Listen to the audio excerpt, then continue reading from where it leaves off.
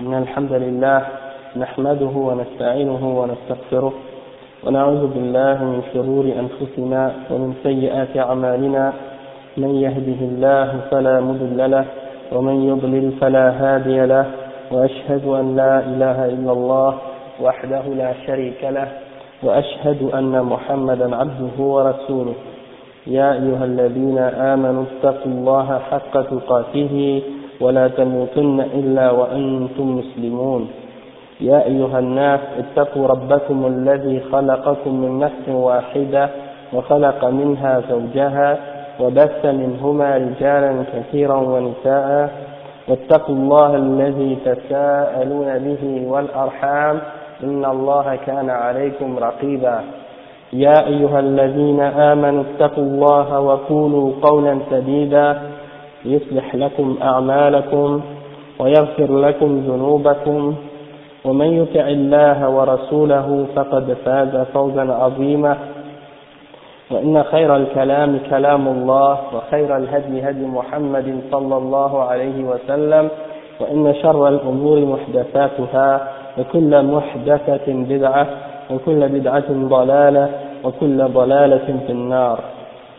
أما بعد. Donc le cheikh, on est arrivé dans le livre au point où il parle du sujet de Ad-Dajjal, Khuruj Ad-Dajjal. Donc on va commencer maintenant, on va lire ce que le cheikh dit.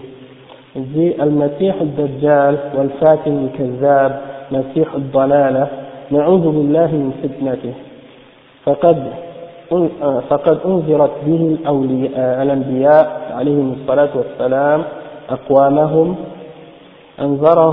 وحذرت منه أممها وبينت أوصافه وحذر منه نبينا محمد صلى الله عليه وسلم أكثر وبين أوصافه ونعت لأمته نعوتا لا تخفى على ذي بصيرة. Le cheikh il dit que le Dajjal, le Masih al-Dajjal, le grand menteur et le messie de l'égarement, que Allah nous protège de sa fitna. Tous les prophètes ont averti leur peuple à son sujet et ils ont tous prévenu contre lui et ils ont décrit ses caractéristiques et ses attributs.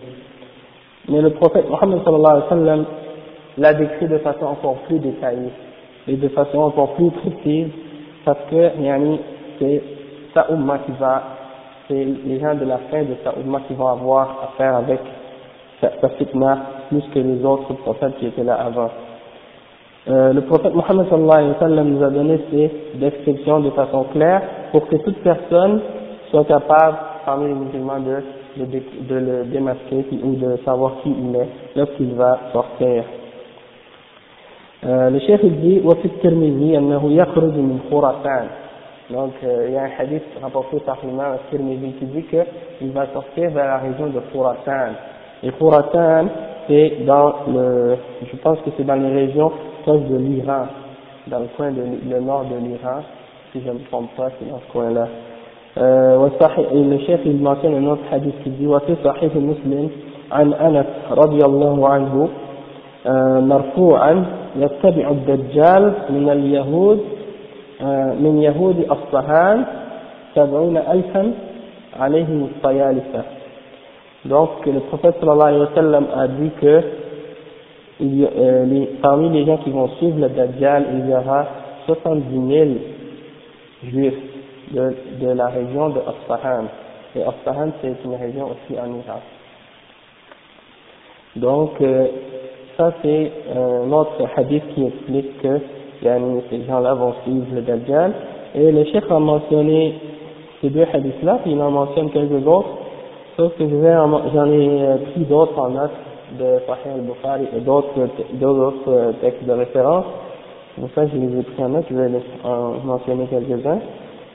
Dans Sahih al-Bukhari, le prophète sallallahu alayhi wa sallam a dit إني لأنذرتموه وما من نبي إلا أنذره قومه لكني سأقوم لكم فيه أو نعم سأقوم لكم فيه قولا لم يقله نبي لقومه إنه أعور وإن الله ليس بأعور. Donc ça c'est un hadith rapporté par Al-Bukhari qui dit que je vais vous en avertir, et il n'y a pas un prophète qui est venu à son peuple excepté qu'il a averti son peuple contre lui, mais moi je vais vous le décrire d'une façon qu'aucun autre prophète ne l'a fait pour son peuple, et c'est qu'il est borgne, c'est-à-dire qu'il n'a il voit seulement d'un seul œil, et votre Seigneur, Allah subhanahu wa ta'ala, lui, il n'est pas borgne, c'est-à-dire il a deux yeux, donc c'est une façon dont vous allez être capable de les distinguer. Parce que le Dajjal va se prétendre être Dieu à un certain moment donné, comme on va voir tout à l'heure, Inch'Allah. Donc, un des exemples que le prophète sallallahu alayhi wa sallam a dit à sa umma, il a dit, sachez que vous n'allez jamais voir votre Seigneur, wa alaykum salam wa rahmatullah, que vous n'allez jamais voir votre Seigneur dans cette vie. Donc, soyez certain que si quelqu'un vient et prétend être votre Seigneur, c'est pas lui. Et aussi qu'il a un seul œil. Al-Dajjal, il ne voit que d'un seul œil, l'autre son autre œil il ne fonctionne pas, il est aveugle d'un œil, et puis l'œil dont il est aveugle, il est comme, le prophète sallallahu l'a décrit comme un raisin. Aussi, une autre description que le prophète sallallahu alayhi wa sallam a donnée, c'est que وَبَيْنَ عَيْنَيْهِ مَكْتُوبٌ كَافِرٌ. Entre ses deux yeux, c'est écrit kafir. Et dans un autre hadith, il y en a dans certains hadiths, c'est marqué kafara, c'est-à-dire les trois lettres qui veulent dire qu'il est kafir. Donc les croyants vont pouvoir le voir écrit dans ton front. C'est le kafir. Donc ça c'est des descriptions du Dajjal. Aussi un autre hadith, un Abi Umama, que le prophète sallallahu alayhi wa sallam a dit, Ya ayyuha an-nas, innaha lam takun fitna ala wajhi al-ard, منذ درأ الله آدم أعظم من فتنة الدجال. Ça c'est un hadith qui est rapporté par Ibn Majah et Ibn Khuzayma et Al-Hakim, qui dit que, selon Abu Umama, qui dit que le prophète sallallahu alayhi wa sallam a dit, ô vous les hommes, il n'y aura jamais une fitna sur la terre depuis que Adam a été créé, plus grande que la fitna du Dajjal. Donc la plus grande fitna que l'humanité va connaître, c'est la fitna du Dajjal. Donc ça peut nous donner une idée à quel point cette fitna est grande. Parce qu'on a vu toutes sortes de fitnas qui sont présentes dans le monde, mais ça c'est la plus grande, donc on peut imaginer à quel point c'est grave. Aussi, donc, le chef il continue, il dit وسمي المسيح لأنه عينه ممسوحة وقيل لأنه يمسح الأرض وعليكم السلام ورحمة الله أي يقطعها. Donc le chef explique pourquoi on l'appelle Al-Masih, et le chef explique c'est parce que parmi les définitions ou parmi les raisons que les savants ont donné pourquoi on l'appelle Masih, c'est parce qu'un de ses deux yeux est enlevé ou quelque chose comme ça, ou qu'il est aveugle d'un œil, donc on l'appelle, ça vient de ce mot-là comme Mamsouha. Son œil est Mamsouh, donc Masih, il est Mamsouh. Sinon il y en a d'autres qui ont dit parce qu'il va parcourir la terre en peu de temps, donc Dajjal c'est le menteur, c'est ça que le chef nous a expliqué. C'est وسمي الدجال من الدجل وهو الخلق ويقال دجل إذا خلط أو خلط وموه ودجال على وجه فعال من أبنية المبالغة أي أكثر منه الكذب والتلبيس. Donc الدجل ça veut dire ça vient de dajjal et ça veut dire mélanger les choses. Donc le Dajjal c'est quelqu'un qui même le mot est sous la forme de fa'al en arabe, et ça implique c'est une des formes pour dire que quelque chose est vraiment exagéré dans le mensonge, un extrême, une forme du mensonge et de la tromperie. Donc ça veut dire que le Dajjal, c'est un grand menteur, c'est quelqu'un qui trompe les gens, qui mélange les choses. Et c'est de là que ça vient. Donc, Masih al-Dajjal, c'est ça, comme vous dites, le messie de la tromperie, du mensonge et de l'égarement. D'accord, mais comme je vous dis, j'ai pas trouvé une explication des ulama qui donne la même définition que messie qu'on trouve, comme on comprend dans la langue française. Donc, peut-être si je vérifie encore, parce que j'ai regardé dans plusieurs tafsirs, que j'ai pas trouvé d'explication plus claire. Donc, peut-être je vais continuer à faire des recherches, Inch'Allah, on sait jamais, peut-être que je vais tomber sur une référence autre. Peut-être par contre, Ibn Taymiyyah dans son livre, peut-être dans le livre qu'il a écrit pour répondre aux chrétiens, là, Al-Jawab al-Sahih, Liman Baddala Din al-Masih, la réponse correcte pour celui qui a changé, ou au sujet de celui qui a changé la religion du Messie. C'est un livre qu'il a écrit en réponse aux chrétiens. Peut-être dans ce livre, il en parle quelque part, je vais faire une recherche là-dedans, Inch'Allah. Donc, le chef il dit, وَهُوَ يَخْرُجُ فِي زَمَانِ الْمَهْدِ. Donc, le Messie, comme on a dit au dernier cours, on avait parlé du Mahdi. Donc, le chef il dit que le Dajjal va sortir à l'époque du Mahdi. Et ensuite, il mentionne une citation de l'imam Ibn Kathir. قال الحافظ ابن كثير رحمه الله ثم يؤذن له أي الدجال في الخروج في آخر الزمان ويظهر أولا في صورة ملك من الملوك الجبابرة ثم يدعي النبوة ثم يدعي الربوبية فيتبعه على ذلك الجهلة من بني آدم والطغاة من الرعاع والعوام ويخالفه ويرد عليه من هداه الله من الصالحين وحزب الله المستقيم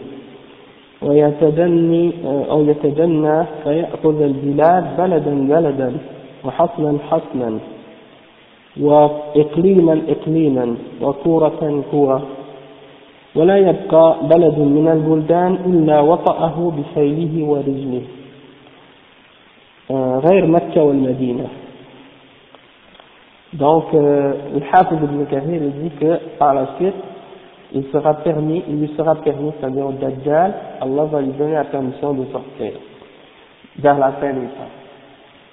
Et il va apparaître au tout début comme un roi, parmi les rois. Et il va par la suite prétendre être un prophète. Puis après, il va prétendre avoir des qualités de la divinité, c'est-à-dire d'avoir certains attributs divins, d'être Dieu. Et beaucoup de gens parmi les ignorants des êtres humains vont le suivre, parmi les gens ordinaires. Les gens ignorants, qui n'ont pas compris ou qui n'ont pas étudié l'islam, et parmi les koufars, et même parmi certains, parmi les musulmans vont le suivre. Mais, par contre, il y aura un groupe parmi les croyants et qui craignent Allah, qui vont le réfuter et qui vont répondre à ces mensonges. Donc ça c'est toujours à chaque époque. Lorsqu'il y a des gens qui viennent avec des mensonges, des contradictions, des bid'a et tout, il y a toujours un groupe parmi les serviteurs d'Allah qui vont réfuter ces gens-là, qui vont venir avec des répliques, des réponses contre le mensonge. Par la suite, le chef il dit qu'il va s'approcher de chaque pays. Il va prendre pays après pays, et forteresse après forteresse, et région après région, etc. Il n'y a pas un pays qui va être épargné du Dajjal, excepté la Mecque et Médine, parce que il ne pourra pas entrer à la Mecque et à Médine. Mais tous les autres pays, il va pouvoir entrer. Et par la suite, le chef il dit ومدة مقامه في الأرض 40 عاما يوم كسنة ويوم كشهر ويوم كجمعة وسائر أيامه كأيام الناس هذه ومعدل ذلك سنة وشهران ونصف. Donc le chef il dit que le Dajjal, la durée de temps qu'il va rester sur terre, c'est 40 jours. Un jour comme une année, un jour comme un mois, un jour comme un vendredi, et le reste des jours sont comme les jours des gens ordinaires, les jours ordinaires des hommes. Et le total de ça, ça donne une durée de 1 an, 2 mois et demi. 1 an et 2 mois et demi, si on calcule tout ça. Alors, ça fait un total de 1 an et 2 mois et demi. Le chef dit وقد خلق الله على يديه خوارق كثيرة يضل بها من يشاء من خلقه ويثبت معها المؤمنون فيزدادون إيمانا مع إيمانهم وهدى إلى هداهم. Donc le chef il dit que Allah subhanahu wa ta'ala il faire apparaître toutes sortes de miracles dans ses mains, toutes sortes de trucs, de prodiges qu'il va faire pour égarer les gens. Mais les gens parmi les gens qui vont être égarés, c'est uniquement les gens qui n'ont pas de foi, qui n'ont pas de connaissance, au point qu'ils se laissent égarer. Par contre, les vrais croyants vont rester fermes, et puis leur foi va augmenter, et leur guidance va augmenter également. ويكون نزول عيسى بن مريم عليه الصلاة والسلام مسيح الهدى في أيام مسيح الضلالة فيجتمع عليه المؤمنون ويلتفت معه عباد الله المتقون فيصير بهم المسيح عيسى ابن مريم عليه السلام قاصدا نحو الدجال وقد توجه نحو بيت المقدس فينهزم منه الدجال فيلحقه عند باب مدينة لد فيقتله بحربته وهو داخل إليها ويقول له إن لي فيك ضربة لن تفوتني. وإذا واجهه الدجال ينداع كما ينحل الملح في الماء. ينداع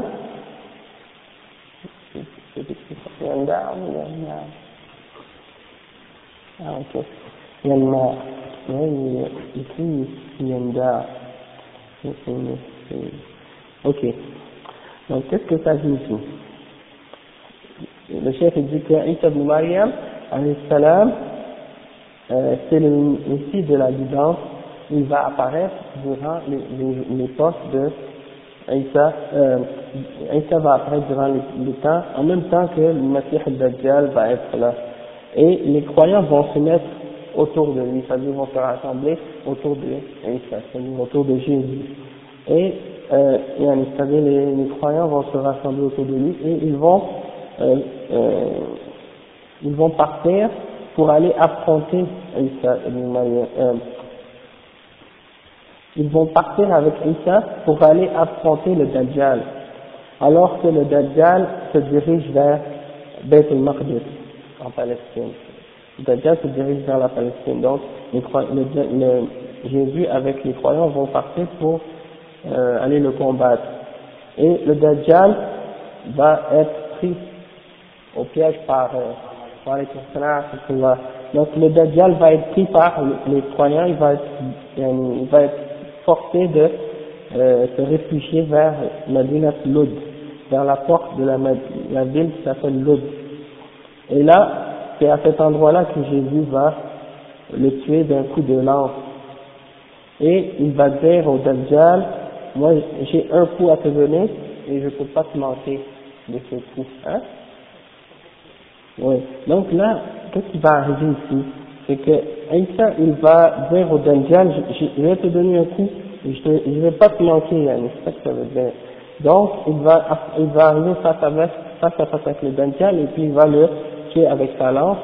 Et puis, le Dajjal, une fois qu'il va recevoir le coup, il va fondre comme le sel dans l'eau. Hein? Il va se mettre à fondre comme du sel quand on le met dans l'eau. Et puis, le chef il dit, فيتداركه فيقتله بالحربة الحريبة بباب لد فتكون وفاته هناك لعنه الله كما دلت على ذلك الأحاديث الصحاح من غير وجه انتهى كلام ابن كثير. Donc c'est à cet endroit-là, à la porte de l'Oud, qu'il va mourir, qu'Allah le maudit, et c'est comme ça que les hadiths l'ont décrit, il y en a de plusieurs façons, de différentes façons. Et ça c'est la fin de la citation d'Ibn Kathir dans le résumé de l'histoire de Dajjal, comme ça a été rapporté dans les hadiths authentiques. Et c'est un résumé très très utile, comme le chef le dit. Après il dit والذي تدل عليه النصوص من أمر الدجال أيضا وفتنته أن من استجاب له يأمر السماء فتمطر والأرض فتنبت لهم زرعا تأكل منه أنعامهم وأنفسهم وترجع لهم مواشيهم ثمانا ذات لبن ومن لا يستجيب له يرد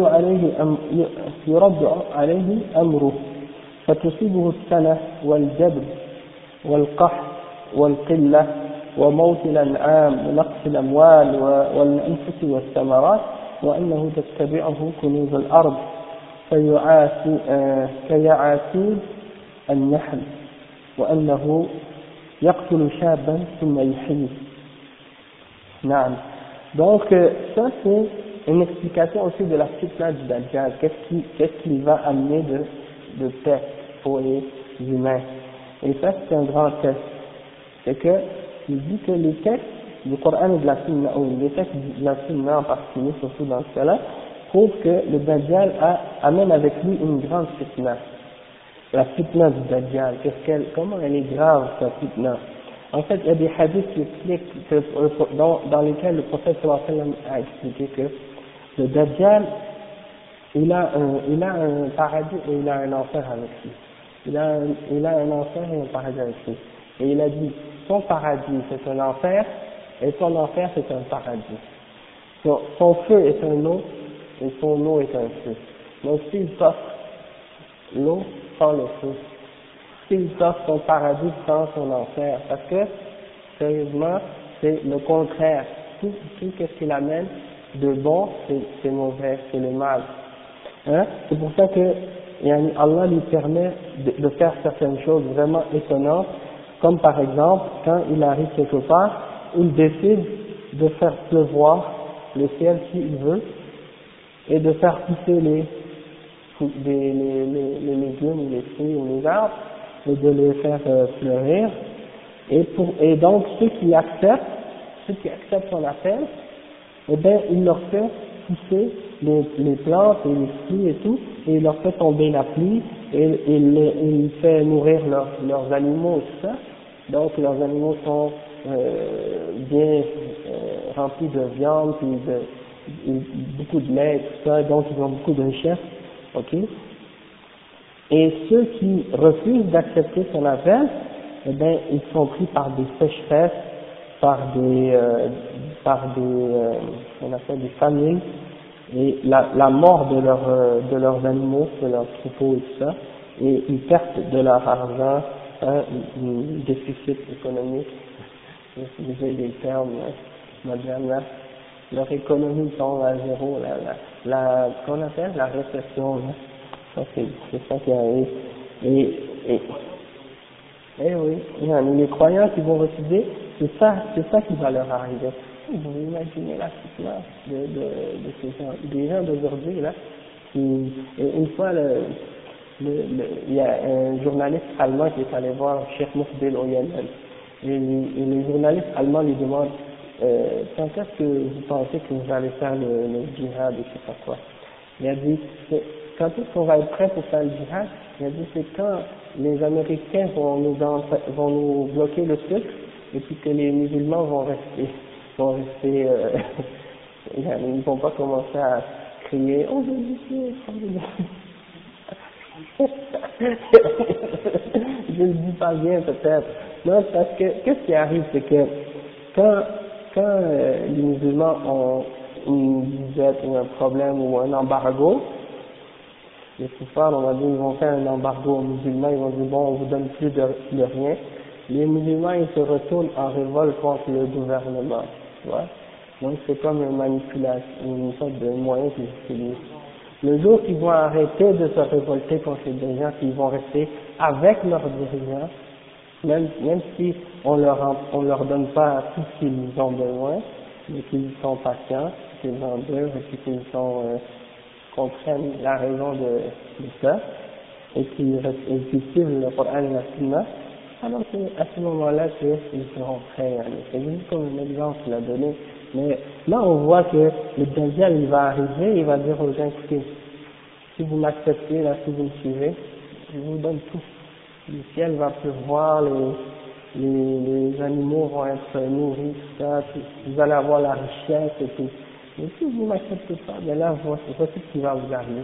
Là, les gens, ils entendent les rumeurs qui arrivent de loin, là. Ah, celui-là, s'il arrive là, acceptez, vous allez être bien, vous allez avoir tout. Et les gens de peu de foi là, ils vont dire, ah oui c'est vrai, ça vaut pas la peine de vivre dans la pauvreté, tout ça là. Parce que ça c'est une grande fitna pour les hommes.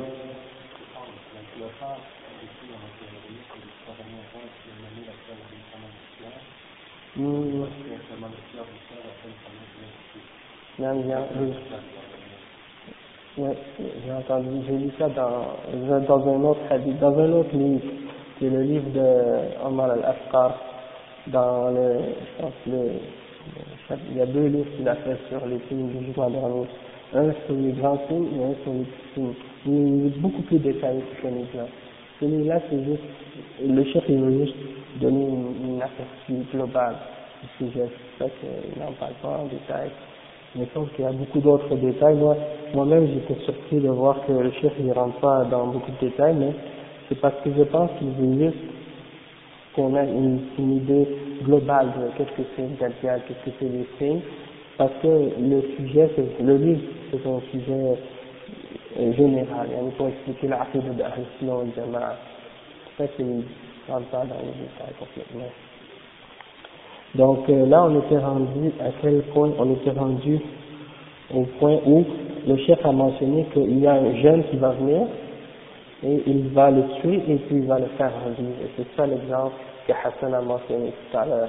Il y a un jeune il y a un jeune qui va venir et qui va commencer, il va aller directement là où le Dajjal est et où les gens qui le suivent sont rassemblés. Et là, il va commencer à dire, c'est lui le Dajjal, c'est lui que le prophète sallallahu alayhi wa sallam vous a averti contre lui et tout. N'écoutez pas, parce qu'il y a des gens qui vont pas croire que c'est lui le Dajjal. Il y a des gens qui vont penser que qu'est-ce qu'il dit c'est vrai puis que c'est une personne correcte. Hein? Parce qu'il va essayer de montrer la vérité comme étant un mensonge, puis le mensonge comme étant la vérité. Donc, ça va pas être clair pour tout le monde. Il y en a des gens qui ont pas peu de foi ou peu de connaissances qui vont être trompés par cet homme-là. Et donc, le jeune, lui, il va aller pour essayer de le démasquer, pour essayer d'avertir les gens. Alors, il va arriver devant le Dajjal, et devant les gens, il va dire, il va dire, c'est lui, le Dajjal, c'est lui dont le prophète sallallahu alayhi wa sallam nous a avertis. Donc, le Dajjal les gens vont le prendre, ces jeunes-là, ils vont l'amener devant le Dajjal. Et là, le jeune va lui dire, c'est toi l'ennemi d'Allah, et tout ça. Et le Dajjal va dire, crois en moi, accepte mon appel, et tout ça. Et le jeune va dire, qu'il va refuser. Alors le Dajjal, qu'est-ce qu'il va faire? Il va prendre ces jeunes-là, il va les couper en deux avec une scie, et puis il va séparer les deux morceaux de son corps, et puis il va marcher entre les deux. Et puis après il va dire, lève-toi. Et puis là il va se recoller, il va se relever. Donc tous les gens qui sont là, ils vont être comme étonnés comment il a réussi à faire ça. Donc les gens qui étaient égarés vont être encore plus égarés. Mais par la suite, qu'est-ce qu'il va faire? Il va le prendre, le Dajjal va le prendre, puis il va le lancer, puis ils vont le jeter dans le feu, puis il va mourir.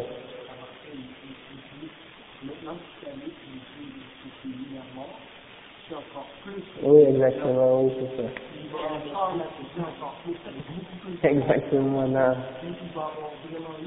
Exactement, parce que là, il y aura sûrement que sûrement que c'est un jeune qui a entendu le hadith, il avait entendu le hadith qui parlait de ce jeune-là qui allait affronter le Dajjal. Et quand il va le couper en deux, puis il va le séparer, et puis là il va dire maintenant je sais que c'est certitude que c'est vraiment toi le Dajjal. Voilà, ça va être encore plus clair pour lui. Ah non, parce que là on entend ça comme un hadith, mais quand ça va être une réalité, là on va voir les terres, on va dire, ah non, là c'est incroyable. Moi, ça va être le mot du montant, on ne sait pas.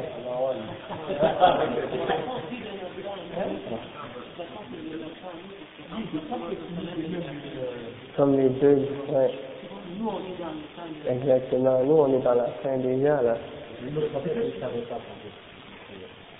Et puis, il va vivre 40 jours.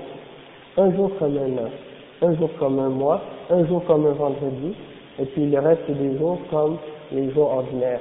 Et ça veut dire 40 jours, mais ça équivaut à comme 120 jours, un an et 2 mois et demi. Donc ça veut dire, Allah, les temps, même le prophète il a dit que vers la fin des temps, le temps va sembler plus court. Hein? Ouais, les jours vont se raccourcir. Et c'est ça qui arrive aujourd'hui. Donc on dirait qu'en 24 heures, on n'a même pas le temps de rien faire. Donc c'est pour ça que je dis, on voit peut-être que c'est loin, puis on ne sait pas, peut-être que c'est proche. Donc il faut toujours rester rester alerte. Hein? Mais c'est un test, mon frère.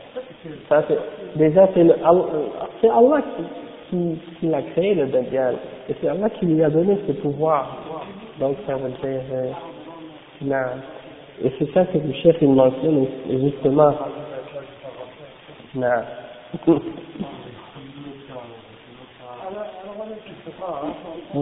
Donc, le chef dit وكل ذلك امتحان من الله به عباده يمتحن الله به عباده في آخر الزمان فيضل به كثيرا وهو مع هذا هين على الله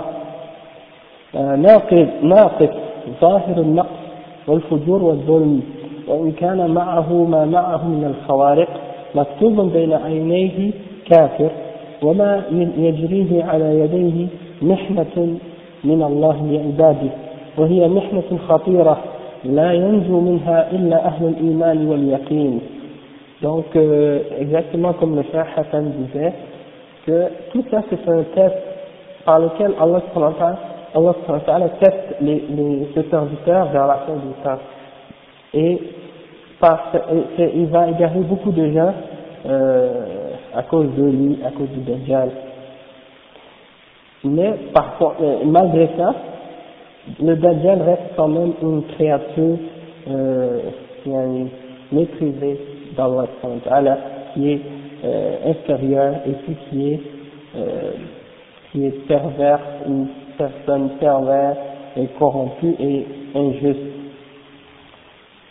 Même si il a toutes sortes de trucs et de produits qu'il amène et des miracles qu'il a fait apparaître, ça ne veut rien dire. Et qu'est-ce qu'il a écrit, Allah, il a écrit entre les deux yeux le mot kafir. Et qu'est-ce qu'il va faire en fait, c'est tout ce qu'il va faire, ça va être un test pour les croyants. Et c'est un test très dangereux. Et c'est seulement les gens de la foi et de la conviction qui vont réussir à s'en sauver. Et le chef dit وَلِخُطُورَةِ مِحْنَتِهِ وَشِدَّةِ فِتْنَتِهِ شدة فتنه حذرت منه الأنبياء أممها وأشدهم تحذيرا لأمته محمد صلى الله عليه وسلم. Donc c'est à cause de son danger et la grandeur de sa fitna. Tous les prophètes en ont averti leur peuple et celui qui a averti le plus sa nation à son sujet, c'est le prophète Muhammad sallallahu alayhi wa sallam.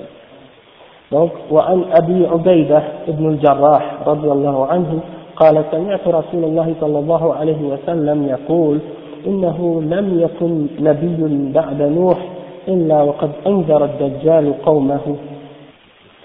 Sauf qu'il a averti son peuple du Dajjal. Mais moi je suis, il n'y a pas un peuple après Noé, excepté qu'il n'y a pas un prophète après Noé, excepté qu'il a averti son peuple au sujet du Dajjal, mais moi je suis celui qui vous en avertit le plus. Hein, c'est ça que le prophète a dit, c'est rapporté par Ahmad, Abu Daoud et At-Tirmidhi. Et le cheikh il dit وقد أمر النبي صلى الله عليه وسلم أمته بالاستعاذة من فتنته في آخر كل صلاة. فعن أبي هريرة رضي الله عنه قال قال رسول الله صلى الله عليه وسلم إذا فرغ أحدكم من التهجد أو من التشهد الأخير أو الآخر فليتعوذ بالله من أربع: من عذاب جهنم ومن عذاب القبر ومن فتنة المحيا والممات ومن شر المسيح الدجال. رواه الإمام أحمد ومسلم.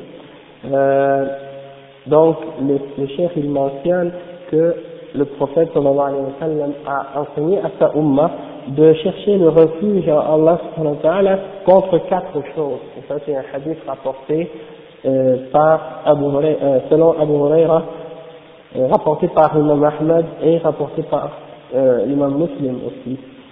Donc le prophète sallallahu alayhi wa sallam il a dit que lorsque l'un de vous a terminé de faire le tashahhud, à la fin de la prière, qu'il cherche le refuge en Allah subhanahu wa ta'ala de 4 choses: du châtiment de l'enfer, du châtiment de la tombe, de la fitna de la vie et de la mort, et de la mauvaise épreuve du Messie al-Dajjal. Et le cheikh dit وقد تواترت الأحاديث من وجوه متعددة في إثبات خروج الدجال وبيان فتنته والاستعاذة منه، وأجمع أهل السنة والجماعة على خروج الدجال في آخر الزمان، وذكروا ذلك ضمن مباحث العقيدة، فمن أنكر خروجه فقد خالف ما دلت عليه الأحاديث المتواترة وخالف ما عليه أهل السنة والجماعة. Donc le chef dit que cette croyance en la sortie du Dajjal, ça fait partie des choses qui ont été rapportées par les hadiths de façon mutawatir, c'est-à-dire par un très très grand nombre de sahaba, et donc c'est des choses qui font partie des fondements de la croyance islamique. Et Ahl Sunnah wal Jama'a sont tous d'accord pour affirmer la croyance en cette chose-là, c'est-à-dire que le Dajjal va sortir à la fin des temps. Et ça a été mentionné dans les textes ou dans les livres qui parlent de la aqidah de Ahl Sunnah wal Jama'a. Les ulama d'Ahl Sunnah ont mentionné cet aspect-là de la croyance parmi les différents livres de aqidah. Donc c'est pour nous faire comprendre que celui qui refuse de croire en cet aspect de la croyance en le Dajjal, eh bien c'est comme s'il a contredit ce qu'a accepté ou ce qu'a accepté ou cru les gens de Ahl Sunnah wal Jama'a. Donc il est sorti de la Sunnah. ولم ينكر خروجه إلا بعض المبتدئة كالخوارج والجهمية وبعض المعتزلة وبعض الكتاب العصريين والمنتسبين إلى العلم، ولم يعتمدوا على حجة يدفعون بها النصوص المتواترة سوى عقولهم وأهوائهم، ومثل هؤلاء لا عبرة بهم ولا بقبولهم أو ولا بقولهم. Donc le chef il dit il n'y a personne qui a rejeté cette croyance en la sortie du Dajjal excepté les gens de Bid'ah parmi les Khawarij et les Jahmiyyah, et certains aussi parmi les Mu'tazila, et certains parmi les auteurs contemporains, les auteurs, des écrivains contemporains qu'on prend parfois comme étant des gens qui ont une connaissance de l'islam mais qui en réalité ne sont pas des savants. Et les choses qu'ils ont, les choses qu'ils ont utilisées comme pour essayer de supporter leur rejet de ces choses-là, leurs arguments, sont pas des arguments qui sont solides pour refuser ou rejeter ces textes du Coran et de la Sunna qui sont mentionnés en grand nombre, excepté des arguments soi-disant rationnels, c'est-à-dire de se baser sur leur raison ou sur leur passion. Donc, des gens de ce genre, de cette catégorie-là, eh bien, on doit même pas s'arrêter à leur opinion ou au fait qu'ils ont contredit le reste des musulmans. On considère même pas ça comme étant une divergence entre les musulmans, puisqu'ils ne sont pas parmi les gens de savoir. Et le chef dit par la suite: والواجب على المسلم الإيمان بما صح عن الله ورسوله واعتقاد ما يدل عليه وأن لا يكون من الذين قال الله تعالى فيهم بل كذبوا بما لم يحيطوا بعلمه بل ولما يأتهم تأويله لأن مقتضى الإيمان بالله ورسوله هو التسليم لما جاء عنهما والإيمان به ومن لم يفعل فإنه متبع لهواه بغير هدى من الله. Donc le chef dit que l'obligation pour le musulman c'est de croire en tout ce qui est authentique de ce qui vient d'Allah et de son prophète, et de croire en ce que ces textes-là ont appelé à croire, et de ne pas être parmi ceux qu'Allah a décrit comme en disant certes ils ont nié ou ils ont rejeté ce que leur connaissance n'avait pas enveloppé, c'est-à-dire ce qu'ils n'avaient pas encore c'est-à-dire ils ont nié ce qu'ils ne savaient pas, et des choses qui ne se sont pas encore produites, ils les ont reniées à cause de leur manque de connaissance. Donc il ne faut pas faire partie de ces gens-là qui rejettent quelque chose parce qu'ils n'ont pas la connaissance de cette chose. C'est pas parce que on n'a pas encore vu le Dajjal et on n'a pas encore vu ces événements-là qui vont se produire qu'on doit les nier et qu'on doit douter à ces choses-là, mais en fait au contraire on doit croire en ça et savoir que le prophète Mohammed sallallahu alayhi wa sallam ne nous informe que des choses véridiques, d'accord? Donc ça c'est un des signes de la prophétie. Et chaque fois que le prophète Mohammed sallallahu alayhi wa sallam nous a informé d'une chose qui va arriver dans l'avenir, il y a toujours, cette chose-là arrive, il y en a beaucoup qui sont déjà arrivés, et on a toujours considéré ça comme étant des signes de la véracité du message du prophète Mohammed sallallahu alayhi wa sallam. Parce qu'on voit que ce qu'il a averti et ce qu'il a prédit arrive réellement. Donc le chef il dit que ça c'est ce qu'implique la foi en Allah et en son messager, c'est-à-dire de se soumettre à tout ce qui vient d'Allah et de son prophète sallallahu alayhi wa sallam, et d'y croire. Et celui qui ne fait pas ça, c'est-à-dire celui qui ne se soumet pas à ça, alors c'est parce qu'il suit sa passion sans aucune guidance qui vient d'Allah. Donc le chef il termine par un dua en disant نسأل الله العافية والسلامة من الشك والشرك والكفر والنفاق وسوء الأخلاق وأن لا يزغ قلوبنا بعد إذ هدانا والحمد لله رب العالمين. Donc le chef il dit on demande à Allah subhanahu wa ta'ala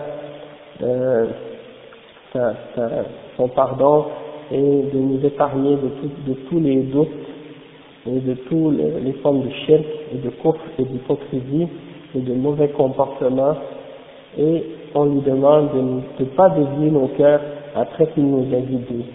Et toute la louange est au Seigneur de l'univers. Alhamdulillahi Rabbil Alamin.